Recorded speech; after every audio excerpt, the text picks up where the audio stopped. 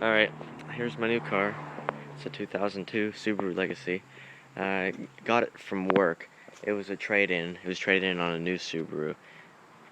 It was in the back lineup where they take the cars that they get traded in, like older vehicles they don't deem acceptable for sale as certified pre-owned. They take them and they send them to an auction or a wholesale, and somebody ends up buying them. Like usually it's a used car dealership ends up buying them and then selling them on their lot. But this one, I like this one, and I noticed that there's absolutely no rust on it except for one tiny spot on the other quarter panel, which apparently always happens to Legacies, because this being a 2002, I've seen several of these fail inspection just due to rust up the wheel well, because you're not allowed to have sharp edges, because someone can cut themselves and get tetanus. So here's the only spot of rust, and even then it's still solid. I guess they like to rot out around the dogleg area. That one's solid, and so is the other one. The interior's pretty clean. It's got light interior. It doesn't look like really anyone ever set back here. Still got the warranty slip on it because I just brought it home yesterday. They let me demo it for a few days to make sure I liked it. Basically because they don't care what happens to this car as long as it's back in time to go to the auction. And they can get somewhat close to what they paid for it. Trunk's a little bit dirty. Came with an ice scraper thing. Runs fine. It's got the 2.5 liter, of course. Goes for 123,110 miles. I put about 60 of those on, I want to say. It's got a bit of a squeak. I'm pretty sure it's going to need an idler. And I know it needs both accessory belts because they're pretty cracked and dry rotted. Because this car came from Southern Maryland. They don't need inspection there, so nothing ever gets fixed. It's got a pretty cool sounding exhaust leak, but I can't leave it that way because that fails inspection.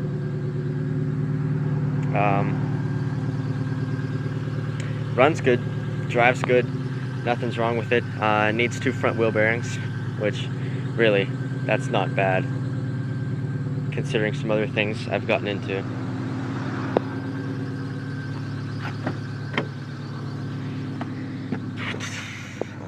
Steering wheel's in nice shape for having all the miles on it. Not holding on the Cavalier, you would hold on to it and it'd be all gooey and sticky, and that was gross.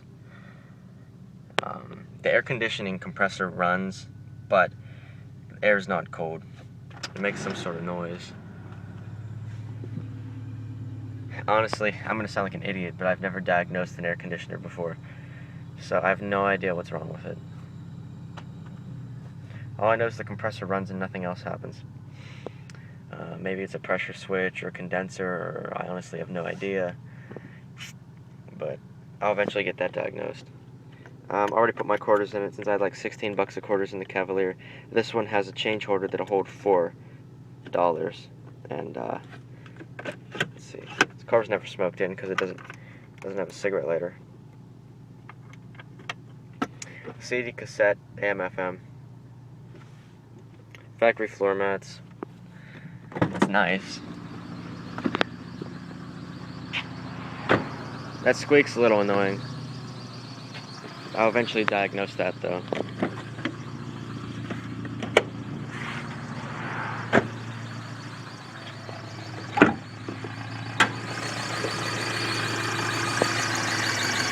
Oh yeah.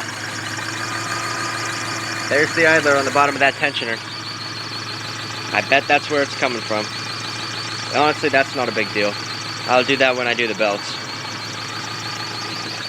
And come this time next year, I'll be putting a timing belt and head gaskets and a water pump in it, because it needs head gaskets because they seep.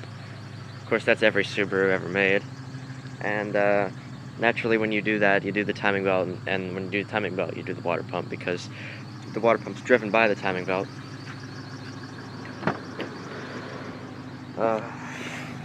So, cup holders. Got to fix the exhaust leak. Got to put 2 new front wheel bearings in it. Idler pulley. 4 tires, which that's a given anyway because it's becoming winter. And then it should be ready for inspection. Shouldn't have any problem passing because the suspension's tight otherwise, and there's no rust on it anywhere. But, yep, pretty nice car. Hopefully will last me for a while, because I really was sick of driving shit around, because that Cavalier is a piece of shit. It was beat to hell. The S10, well, that was a piece of shit, but I had to get out from underneath my Explorer somehow. So they overpaid me for both of those vehicles. I don't know if I said that yet in the video or not, but I traded in the Cavalier and the S10, and they overpaid me very good for both of those vehicles. So I don't know how they're going to recuperate from that, but I don't really care, because I'm in a nice car now. Got a good price on this car, and they also overpaid me for my trades. So that means I got an even better price on this car. Came with a half tank of gas, but I burned probably about a fourth of it. That seems to go up and down. It was probably a little bit less than half when I got it. I can't remember though.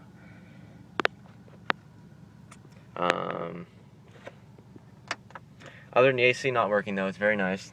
It's got all power locks, power windows, all kind of shit I'm not used to. It's got a console. Again, I'm not used to. The all-wheel drive's nice too, because I can nail it coming out of a corner and it doesn't light off the tires like my Saturn does. I kind of drive hard, but I always take care of my vehicles and I'm never real crazy. But spinning tire was annoying because that got expensive quick. But the remote's also pretty nice, being able to do this. And the security system does work, and it does disable the vehicle. It's pretty cool actually, because if you arm it while you're inside, then you open the door, the alarm goes off. Then if you stick the key in it and try to start it while the alarm's going off, it doesn't. Which naturally that's what it's supposed to do, but I don't have another vehicle with an alarm system, so it's pretty cool. Still have the Saturn. And I do have a 96 Blazer in the garage. It's getting an engine, but I'm probably going to get myself out from under that pretty soon too. I just don't have time. So I'll stick with vehicles that run but need work, instead of the ones that are blown up. So yeah, other than that, that's pretty much it. You'll be seeing some more of this, I guess, once I get it fixed and on the road. Nothing really too exciting. It'll be my daily driver, and the Saturn will probably, maybe I'll autocross it or something, I don't know. I'm sick of driving it every day though. Call me crazy, but driving a stick every day sucks. Traffic sucks. Everything I drive is around town. It sucks. My left knee's a little bit screwed up anyway, so that just adds to how much it sucks. So automatic's nice.